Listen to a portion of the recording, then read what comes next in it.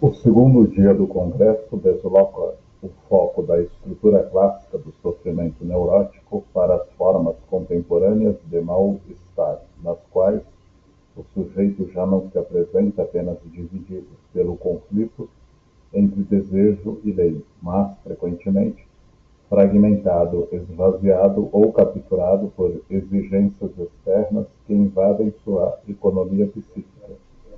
Se na clínica freudiana o sintoma surgia como formação de compromisso entre pulsão e repressão, hoje encontramos sujeitos que não conseguem sequer simbolizar o conflito. Em seu lugar aparecem o corpo que adoece, a identidade que oscila, a angústia difusa, a sensação de vazio, o excesso de estímulos e a dificuldade de sustentar laços estáveis. O mal-estar contemporâneo não é apenas um problema individual, ele é também cultural, político e tecnológico. Vivemos em uma época em que o sujeito é permanentemente convocado a se mostrar, performar, produzir e se adequar. A lógica do espetáculo, das redes sociais e da visibilidade contínua cria um regime de comparação infinita, no qual a autoestima se torna frágil e dependente do olhar do outro. O eu passa a ser um projeto de marketing pessoal, e não uma construção simbólica sustentada pela palavra e pelo laço. Nesse cenário, o corpo ganha centralidade. Ele deixa de ser apenas suporte da experiência para tornar-se vitrine, moeda de troca e lugar privilegiado de inscrição do sofrimento. Disfunções, inibições, compulsões, sintomas psicossomáticos e a ansiedade de desempenho revelam que, quando o sujeito não consegue falar, o corpo fala. A sexualidade, já apontada por Freud como eixo da subjetividade, reaparece sob novas formas de pressão, exposição e cobrança de performance. O segundo eixo fundamental deste dia é o trauma. Diferentemente da neurose clássica, em que o conflito é estruturante, o trauma representa o excesso que ultrapassa a capacidade de simbolização, violências físicas, emocionais, simbólicas e sociais, produzem marcas que não se inscrevem como memória narrativa, mas como repetição, dissociação e hipervigilância e desamparo. O mundo invade o psiquismo e o sujeito passa a viver em estado de alerta ou de anestesia afetiva. O Congresso também amplia a escuta para o campo coletivo. A psicanálise desde Freud mostra que o inconsciente não opera apenas na vida privada, mas também nas massas, nas identificações políticas e nos fenômenos de ódio e fanatismo. Polarização, cancelamento e radicalização não são apenas fatos sociológicos. São manifestações de processos psíquicos como projeção, idealização e formação do inimigo. O sofrimento contemporâneo está intrinsecamente ligado ao laço social em crise. Outro ponto crucial é o impacto da tecnologia e da inteligência artificial na experiência subjetiva. A aceleração do tempo, a hiperconectividade e a substituição da presença pela mediação digital alteram a forma como o sujeito se relaciona com o desejo, a falta e a alteridade. O espaço da palavra, fundamento da clínica psicanalítica, entra em tensão com a cultura da resposta imediata e da comunicação superficial. Por fim, o segundo dia abre espaço para a questão do sentido. Em um mundo marcado pela instabilidade, muitos sujeitos buscam na espiritualidade respostas para o vazio e a angústia. A psicanálise não se coloca como sistema de crença, mas como ferramenta de escuta que diferencia fé, gozo e desejo, interrogando o lugar que a experiência espiritual ocupa na economia psíquica de cada sujeito. Este dia, portanto, não se trata apenas de novas patologias, mas de novas formas de existir e sofrer. Ele convida a uma escuta clínica afinada com os impasses da contemporaneidade, reafirmando a psicanálise como campo capaz de ler o mal-estar de seu tempo sem reduzir o sujeito a diagnósticos, estatísticas ou adaptações normativas. O colapso da subjetividade não significa o fim do sujeito, significa a urgência de espaços onde a palavra possa novamente produzir sentido, laço e possibilidade de elaboração.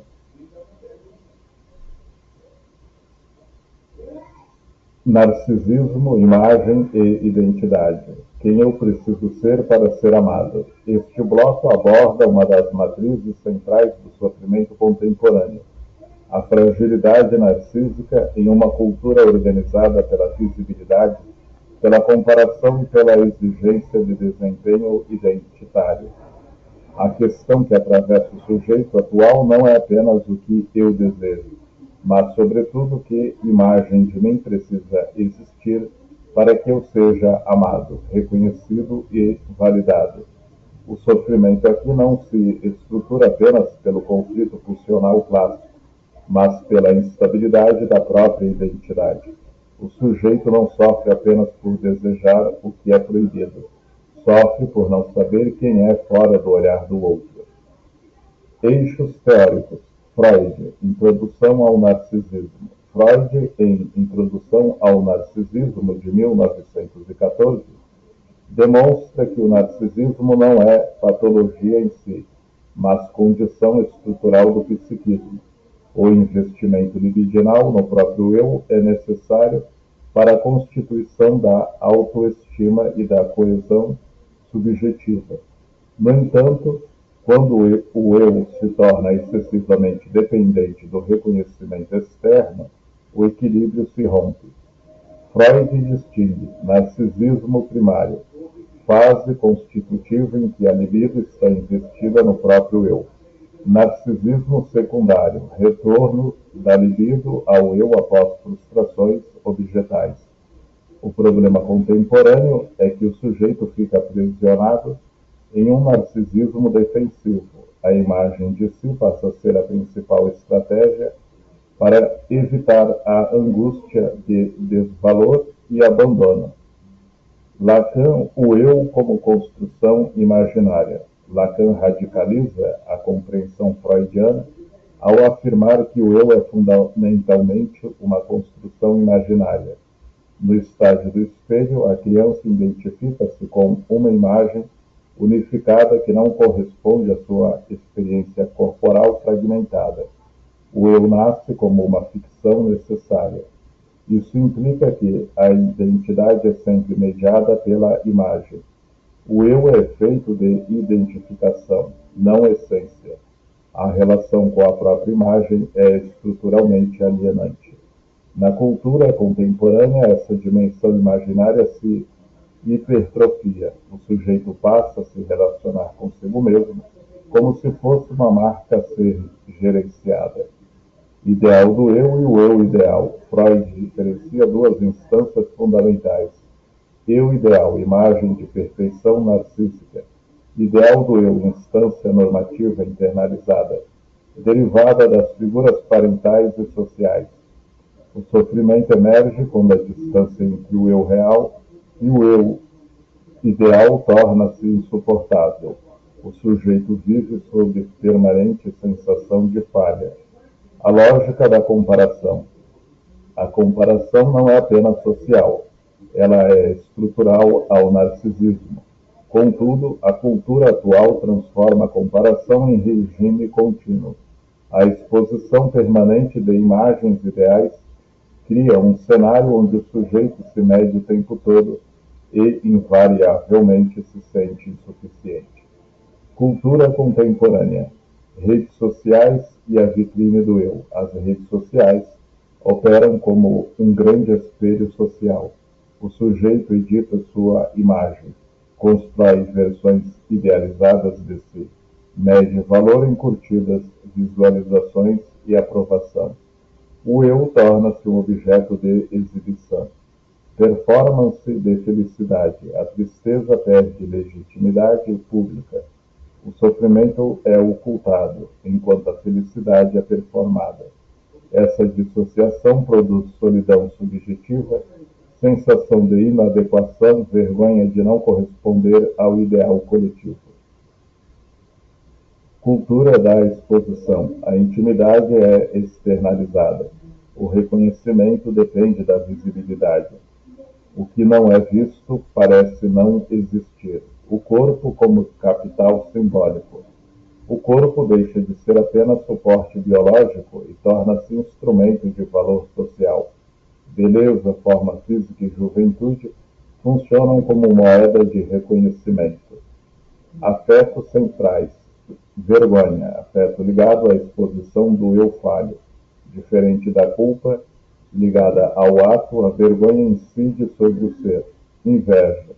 Surge quando o outro encarna o ideal que o sujeito sente não alcançar. Sentimento de inadequação, sensação constante de não ser suficiente para o amor ou o reconhecimento. Colapso da identidade estável.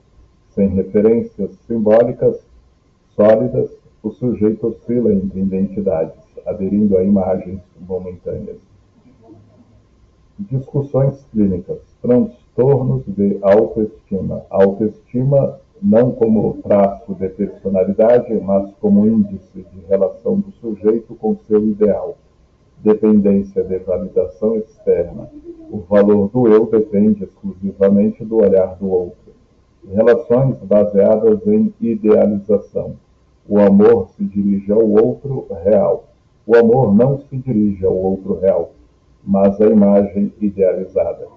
Fragilidade narcísica e angústia de rejeição. Pequenos sinais de desinteresse são vividos como colapso do próprio valor subjetivo. Este bloco demonstra que o sofrimento narcísico não é superficial nem vaidade excessiva. Trata-se de uma questão estrutural. Quando o eu se sustenta apenas pela imagem, qualquer fissura no olhar do outro ameaça a própria consciência, a própria consistência subjetiva. A psicanálise, ao deslocar o foco da imagem para o desejo, permite que o sujeito saia da pergunta "como devo parecer?" e se aproxime da pergunta fundamental: o que em mim não é reduzível à imagem? Quem eu preciso ser para ser amado? Narcisismo, imagem e identidade. Este bloco examina uma das formas mais características do sofrimento psíquico contemporâneo, a dor ligada à imagem, à autoestima e à necessidade incessante de reconhecimento. Diferente de épocas anteriores, em que o conflito girava predominantemente em torno da repressão moral, hoje o sofrimento se organiza em torno da insuficiência narcísica. O sujeito não sofre apenas porque deseja o proibido. Sofre porque não se sente suficiente enquanto imagem. A pergunta central desloca-se do campo do desejo para o campo da visibilidade. Sou digno de amor? Torna-se, sou admirável o bastante para ser amado? Eixos teóricos. Freud, Introdução ao Narcisismo. Freud, em 1914, estabelece que o narcisismo é uma dimensão estrutural do psiquismo. O investimento libidinal no eu é necessário para a constituição da unidade subjetiva. Contudo, esse investimento se torna patológico quando a consistência do eu depende exclusivamente da confirmação externa. Freud já observava que o ideal do eu funciona como instância crítica interna. O sujeito passa a viver sob julgamento permanente. A autoestima não é um dado, mas o resultado de um delicado equilíbrio entre o que o sujeito é, o que ele acredita que deveria ser, o que imagina que os outros esperam dele. Na cultura atual, esse equilíbrio colapsa. O ideal torna-se inalcançável e o eu vive sob permanente sensação de falha. Lacan, o eu como construção imaginária. Para Lacan, o eu é efeito de identificação imaginária. Ele nasce na relação com a imagem, no famoso estágio do espelho. A criança identifica-se com uma imagem totalizante que mascara sua vivência corporal fragmentada. Consequências estruturais. O eu é sempre uma ficção organizada pela imagem. A identidade é sempre dependente do olhar do outro. Há uma alienação estrutural na relação consigo mesmo. O problema contemporâneo é que a dimensão imaginária deixa de ser apenas uma etapa constitutiva e torna-se regime dominante da subjetividade. O sujeito passa a se viver como se fosse um objeto a ser observado, avaliado e aprovado.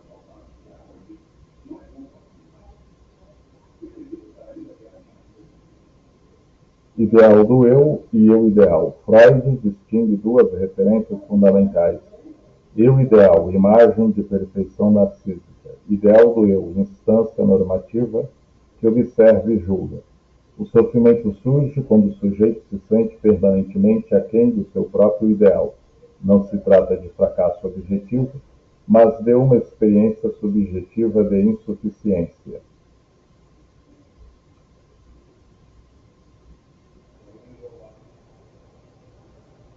A lógica da comparação como estrutura de sofrimento. A comparação sempre existiu, mas a cultura digital a transforma em exposição contínua.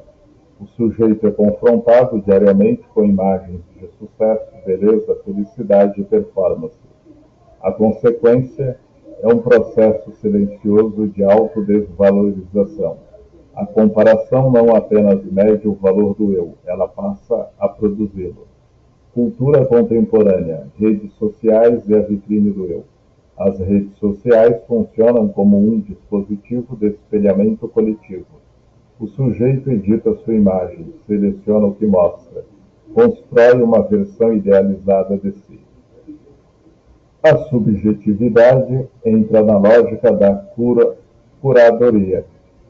O eu vira projeto, produto, narrativa, performance de felicidade. A tristeza, a falha e a vulnerabilidade perdem legitimidade pública. O que circula é a imagem de uma vida bem-sucedida. Isso produz sensação de solidão subjetiva, vergonha do sofrimento, percepção de inadequação permanente. Cultura da exposição. O reconhecimento depende de ser visto. O invisível se confunde com inexistente. A intimidade vira espetáculo. O corpo como capital simbólico. O corpo torna-se portador de valor social. Beleza, juventude e formação física são convertidas em reconhecimento. O corpo passa a ser gerenciado como investimento narcísico. Afetos centrais. Vergonha. Afeto predominante quando o sujeito se sente exposto como insuficiente. Não é vergonha de um ato, mas do próprio ser. Inveja. Surge quando o outro encarna o ideal que o sujeito sente não alcançar. Sentimento de inadequação, experiência persistente de não estar à altura das expectativas. Colapso da identidade estável, sem referências simbólicas sólidas, o sujeito oscila entre imagens de si, aderindo a identificações passageiras. Discussões clínicas, transtornos de autoestima. O paciente oscila entre grandiosidade e desvalorização extrema. Pequenas falhas são vividas como prova de inutilidade. Dependência de validação externa. O valor objetivo depende exclusivamente do olhar do outro. Críticas mínimas produzem colapso narcísico. Relações baseadas em idealização. O amor é dirigido à imagem ideal do outro. Quando a realidade aparece, a relação se rompe. Fragilidade narcísica e angústia de rejeição. O medo de não ser escolhido ou reconhecido organiza escolhas afetivas, profissionais e sociais. O sofrimento narcísico não é superficial, ele revela um problema estrutural. Quando o eu se sustenta apenas na imagem, qualquer falha no olhar do outro ameaça a própria existência. existência subjetiva. A psicanálise, ao deslocar o eixo da imagem para o desejo, oferece uma saída possível. O sujeito pode começar a se perguntar não mais como devo parecer, mas o que em mim existe para além da imagem. O corpo, a sexualidade e o mal-estar. Quando o corpo fala, o que o sujeito não consegue. Este bloco examina o corpo como território privilegiado de inscrição do inconsciente. Se a palavra falha, se o conflito não se simboliza, é o corpo que entra em cena. O sofrimento contemporâneo mostra que o corpo não é apenas organismo biológico, mas superfície de gozo, linguagem silenciosa e palco de conflitos psíquicos que não encontraram representação. O que se observa hoje não é a ausência de sexualidade, mas sua hipertrofia imagética e seu empobrecimento subjetivo. O corpo aparece cada vez mais exposto, mas cada vez menos habitado. Fundamentos teóricos. Freud, sexualidade como eixo de subjetividade. Freud rompe com a ideia de que a sexualidade se reduz à genitalidade adulta. Desde o início, ele demonstra que a sexualidade é polimorfa, infantil, atravessada por fantasias e marcada pelo conflito. A sexualidade é estruturante porque é o campo onde prazer e proibição se articulam, o desejo se forma, o corpo se torna lugar de investimento libidinal. Quando a sexualidade é recalcada, retorna sob a forma de sintoma.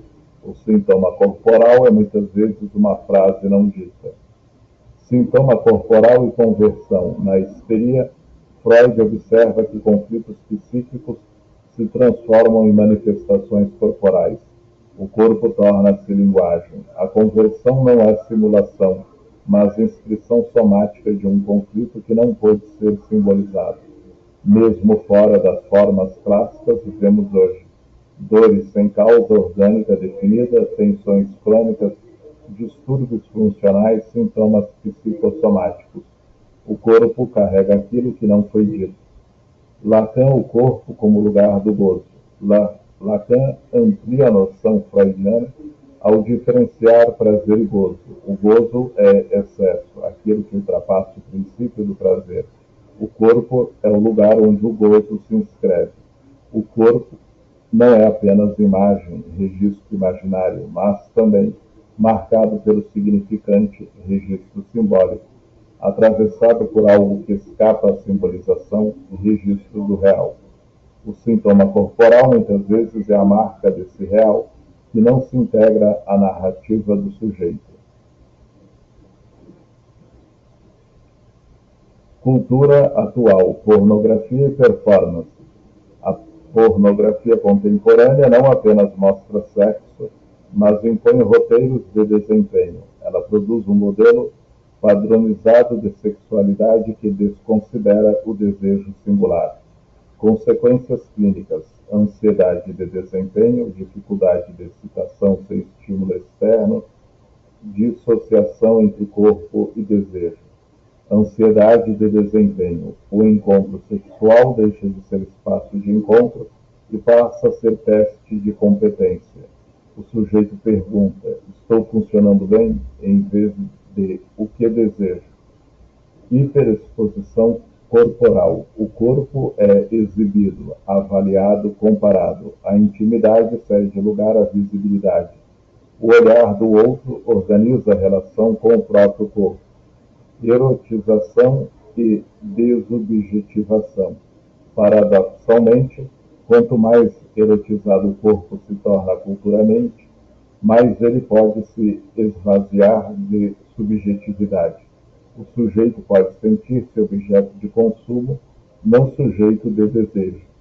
Clínica contemporânea. Vazio sexual. Pacientes relatam a ausência de desejo, mesmo com intensa atividade sexual. O ato ocorre, mas o sujeito não se sente implicado. Uso do corpo como moeda de valor. O corpo vira instrumento para obter reconhecimento, amor ou pertencimento. O valor subjetivo passa a depender da desejabilidade corporal. Vergonha corporal, vergonha do próprio corpo, medo do olhar do outro, sensação de inadequação física. Inibições e compulsões. Podemos observar extremos. Inibição sexual intensa, compulsão por estímulos constante, busca repetitiva de experiências que não produzem satisfação.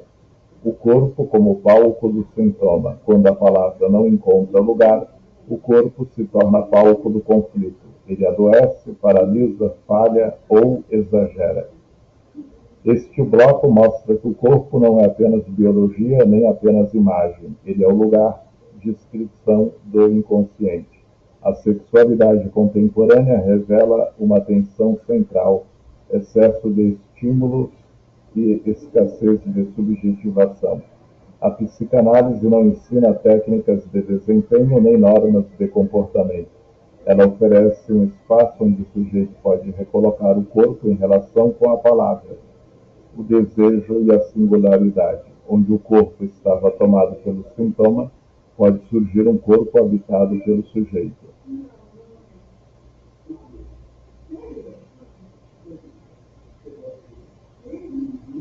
Trauma, violência e subjetividade. Quando o mundo invade o psiquismo.